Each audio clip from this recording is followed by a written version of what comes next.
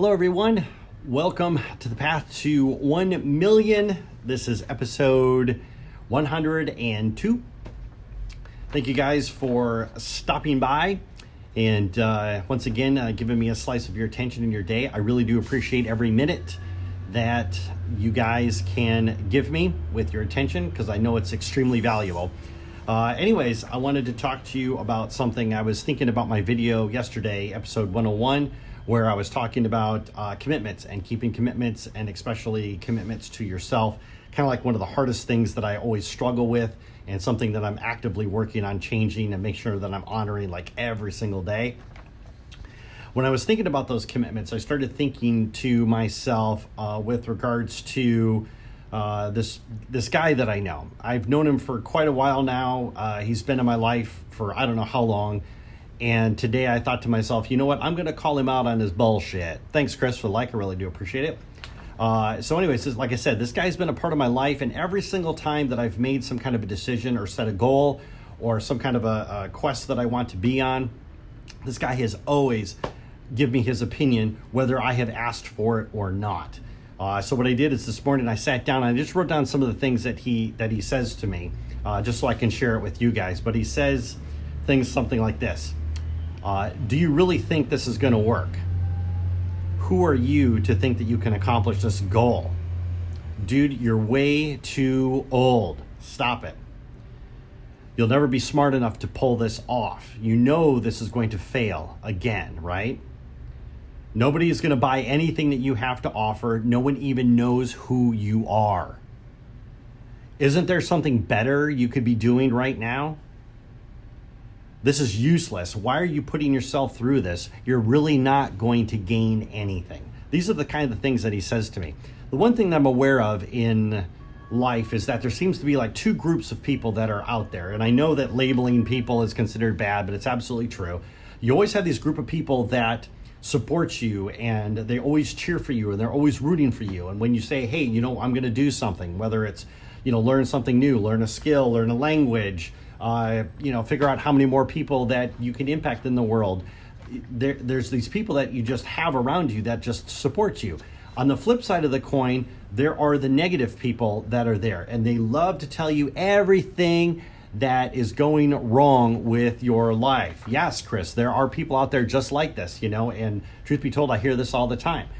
And it occurred to me that there's people that definitely are there to lift you up in a positive way, and then there's people that are there to actually bring you down in a negative way. And they'll sometimes say things like, well, I'm just speaking the truth, or this is just reality, or something along the lines. But they'll always disguise their negativity as a reality check, which is, I don't know, everybody for different strokes for different folks. But anyways, by labeling these people, I've come to realize that if I have the people that are around me, that surround me, that support me, that help me do everything, it makes it that much easier to help me to achieve my goals. Well, not only does this apply externally, but this also applies internally. So the guy that I was talking about at the beginning of the episode, the one who says these things to me, do you really think this is going to work? And dude, you're so old. And dude, why are you out there running every single day? No one can see you. Why are you going on a diet? You're just going to gain the weight back anyways. That guy is me, but he's not me. Because the thing is that I've realized that when I set these goals, when I set these challenges, when I go off to do these things, that it's my heroic self and my lesser self. The lesser self is the one who talks like this. He's been with me forever, and every single time that I make a decision, my lesser self always is there to do his job, which is to do nothing but pull me down.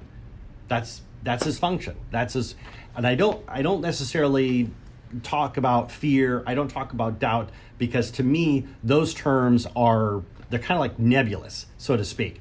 So if I'm debating something in my head like, hey, should I really go for this goal? I've got two sets of voices that are arguing back and forth. I never stop and ask myself, is that thought associated with fear, or is that thought associated with doubt? To me, it's like a rationalization that's going on. But what occurred to me is that by giving that label and by saying that, to that label, to that thing, and say, you know what, That's my lesser self talking, because my lesser self doesn't want me to move forward. My lesser self doesn't want me to achieve these objectives. My lesser self doesn't want me to move forward. My lesser self would be perfectly content with sitting on the couch and eating Cheetos and Oreos for the rest of my life.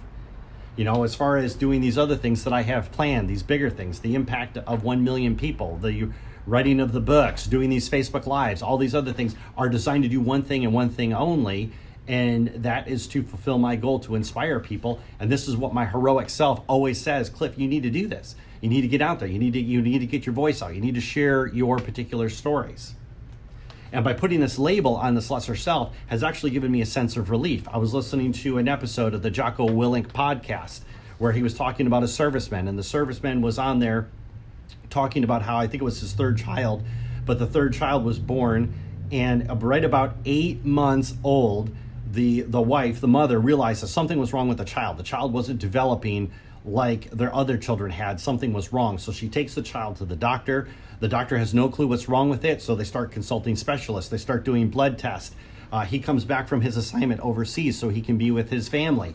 And they consult all these doctors all around the U.S., and no one can tell them what's wrong with their child. They have no clue. Every time they talk to somebody, they scratch their heads and say, we have no idea, we have no idea. Finally, they decide to put the case out on the internet so that way they can consult all the doctors from around the world. After being out there for 2, maybe 3 months, this one doctor in Finland reached out to them and said, yes, I know exactly what this is, and I forget the name of the syndrome, but I've run across about 40 or 45 cases that match exactly what your child has. This is the name of the syndrome.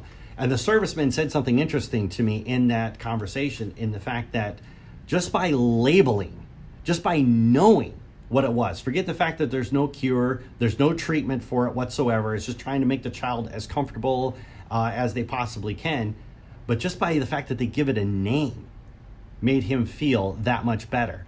And for me, when I'm having these internal debates and I decide, I want to do something, and I'm listening to the voices that are battling back and forth in my head, and the heroic voice is saying that you can do this and you can do that, and the lesser voice saying, no, Cliff, you can't do that because X, Y, Z, I can now label it and say that's my lesser self that's speaking, because my lesser self wants to stay in the status quo.